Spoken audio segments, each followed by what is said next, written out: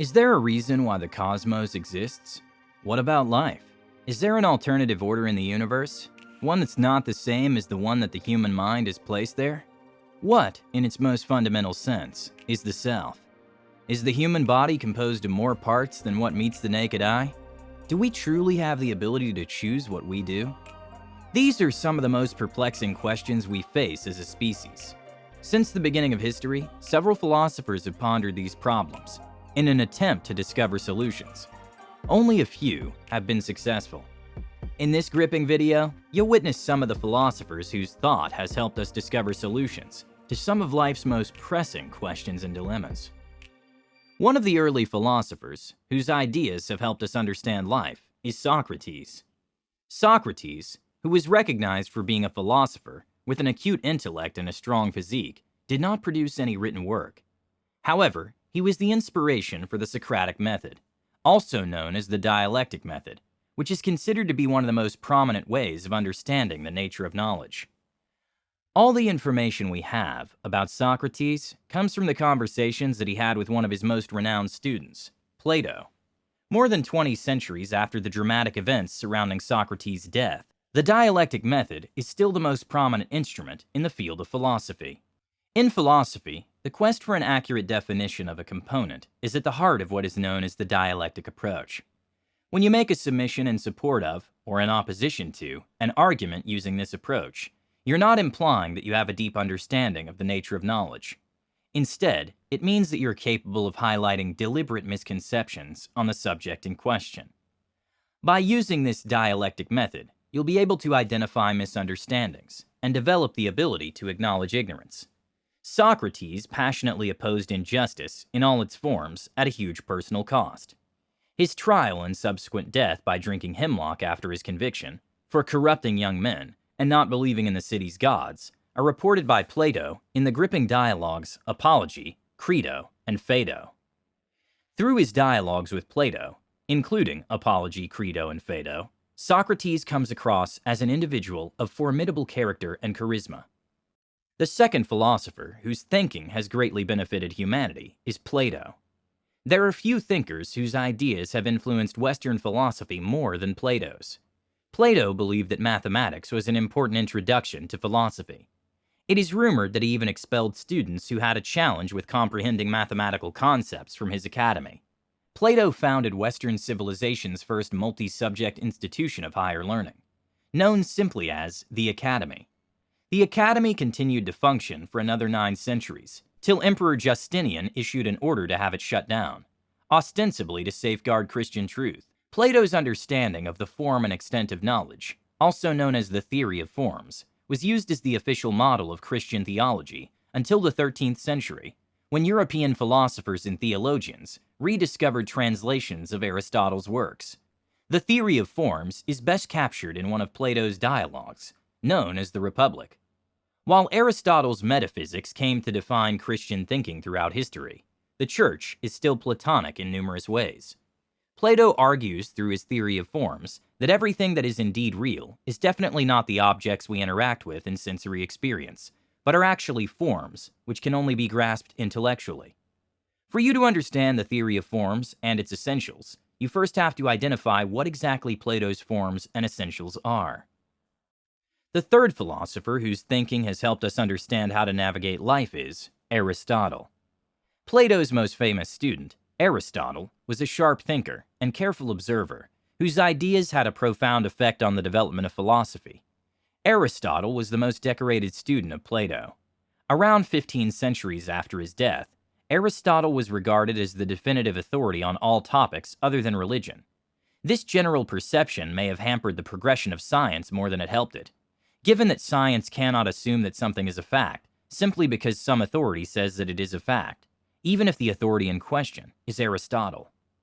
Aristotle mainstreamed practically everything that was known during his time period, and made great extension to the frontiers of knowledge across a variety of fields, including physics, biology, zoology, psychology, and astronomy.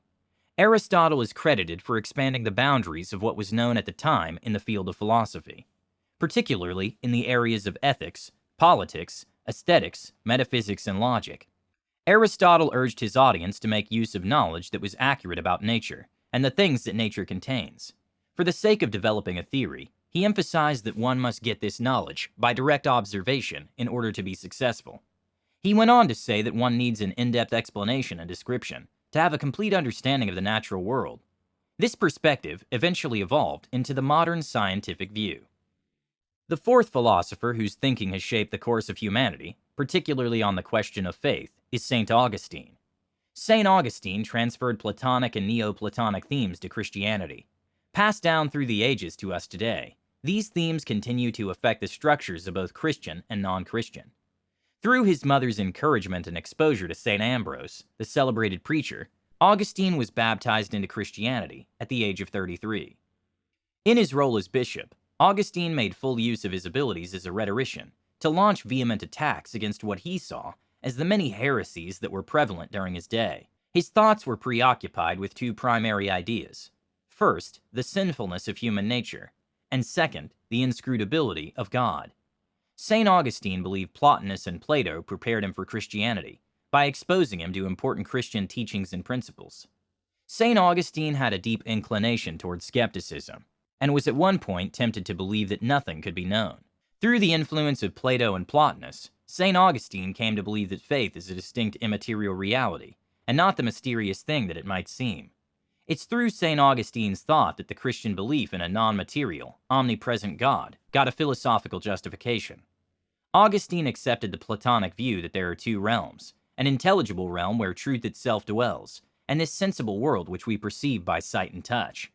Like Plato before him, St. Augustine thought that the capacity of the human mind to grasp eternal truths meant the existence of something infinite and eternal, apart from the world of sensible objects, an essence that in some sense represented the source or ground of all reality, and of all truth. There is a school of thought that holds that St. Augustine was the founder of Christian theology. Certainly his influence on Christian thought was second to none, with the exception of St. Paul, who formulated a fundamental deal of Christian doctrine. One very important aspect of St. Augustine's thought was his concept of evil, in which the influence of Plato and Plotinus is again evident. The fourth philosopher whose thinking has served humanity particularly is René Descartes. People often point to René Descartes as the person who launched modern philosophy. Descartes was a prominent figure in the fields of mathematics, science, and philosophy. It is impossible to overstate the significance of his contributions to the intellectual history of the West. There have been other intellectuals who have been discussed in this video who may have been as influential as him, but none has been able to exceed him. He made significant contributions to the fields of philosophy, psychology, optics, and most notably mathematics, where he is credited with developing the Cartesian coordinate system as well as the Cartesian curve. It's thanks to Descartes that students now study analytic geometry, which he introduced to the world. Descartes, a devout Catholic, nonetheless felt that the Church's authority was insufficient for discovering some essential truths. Truths about the fundamental nature of the universe, and everything in it, fall into this category.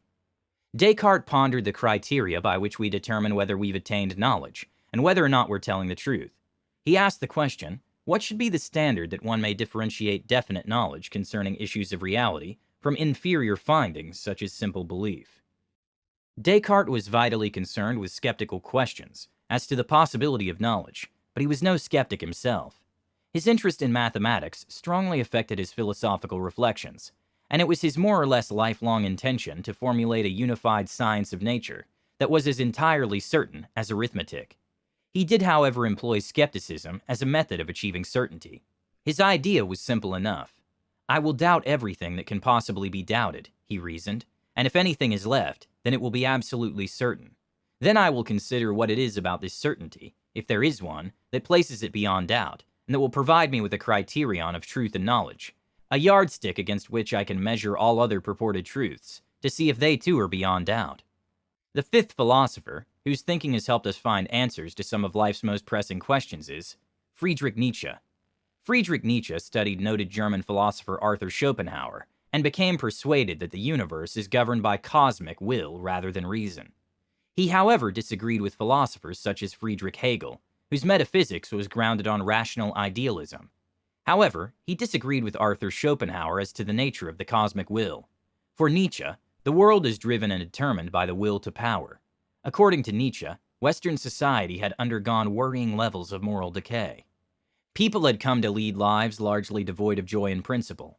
They were enslaved by a morality that says no to life and to all that affirms it, Nietzsche argued. They had become part of a herd, part of a mass that is only too willing to do what it is told. The herd animal, Nietzsche held, is cowardly, reactionary, fearful, desultory, and vengeful. The mediocrity of Western civilization, Nietzsche believed, was a reflection of these qualities. Only the rare and isolated individual, the Superman, can escape the triviality of society. He also believed we have no access to absolute truths, such things as Plato's forms and Immanuel Kant's priori principles of knowing. Indeed, he believed there are no facts, only interpretations. After studying at the universities of Bonn and Leipzig, Nietzsche, whose genius was evident from the beginning, was appointed associate professor of classical philology at the University of Basel at the unheard-of young age of 24, without even having written a doctoral thesis. Within 2 years, he had become a full professor. In 1879, however, he was forced by ill health to resign his chair, and by 1889, he, like his father earlier, had become irretrievably insane. Nietzsche's insanity, however, may have been caused by medication. Two of the principal intellectual influences on Nietzsche's life were the writings of Schopenhauer and the music of Richard Wagner, which Nietzsche compared to hashish and its ability to relieve mental pressure. Nietzsche saw himself as an active nihilist, whose role was to tear down the old slave morality of Christian civilization.